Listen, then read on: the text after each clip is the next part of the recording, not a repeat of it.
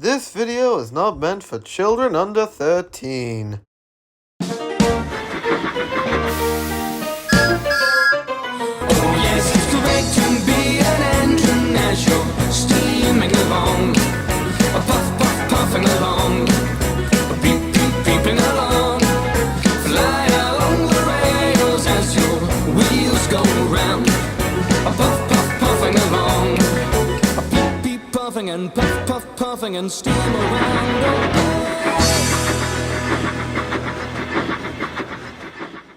Thomas and Percy are good friends, but sometimes Percy teases Thomas about being frightened, and he doesn't like that at all. One evening, he was dozing happily, but Percy wanted to talk. "Wake up, Thomas. Are you dreaming about the time you thought I was a ghost?" "Certainly not. Anyway, I was only pretending to be scared. I knew it was you, really." Percy went on teasing him. "I hope the guard leaves the light on for you tonight." "Why?" asked Thomas. "I quite like the dark." "Oh, really?" exclaimed Percy. "I am surprised.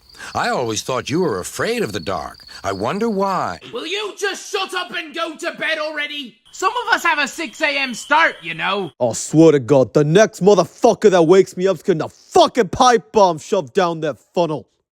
Thomas decided to say nothing and went to sleep instead. Next day, Sir Topham Hatt came to see him. "I would like you to go to the harbor tonight. You have to collect something rather unusual." "What sort of something?" asked Thomas. "Wait and see," replied Sir Topham Hatt. Meanwhile, Percy was moving freight cars into a siding. Henry arrived with his goods train. The signalman changed the switches, and Percy waited on the siding until Henry had steamed by. Then there was trouble.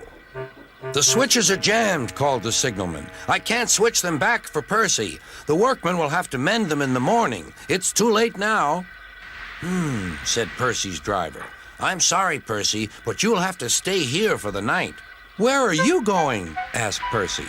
"Home for tea," replied the fireman. What the fuck? He watched as the other engines went home to the shed.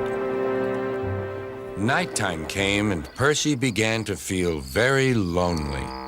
"Oh, dear," he murmured. "It's very dark." Oh, what's that?" It was only an owl, but Percy didn't realize this. "Oh, I wish Thomas were here too," he sighed. Thomas was waiting for his mysterious load at the harbor. Suddenly, there it was. "Cinders and ashes," cried Thomas. "It's a dragon." "Don't worry," laughed his driver. "This dragon is made of paper. It's for the carnival tomorrow."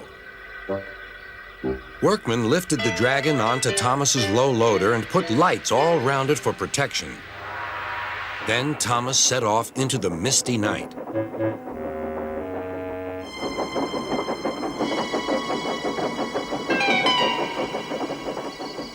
Percy was asleep on his siding and had no idea that Thomas was approaching him.